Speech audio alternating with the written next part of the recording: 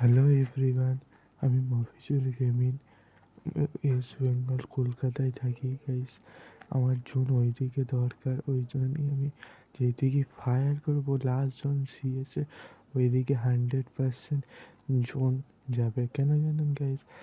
Last zone যেদিকে বান্দা fire করে সেই দিকেই চলে যায়।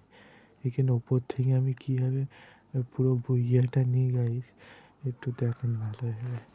প্রথমে আমার টিমমেট একটা বান্দা নক করে দেয়, আমি এখান থেকে উপর থেকে ওর কভার দেওয়ার চেষ্টা করছি।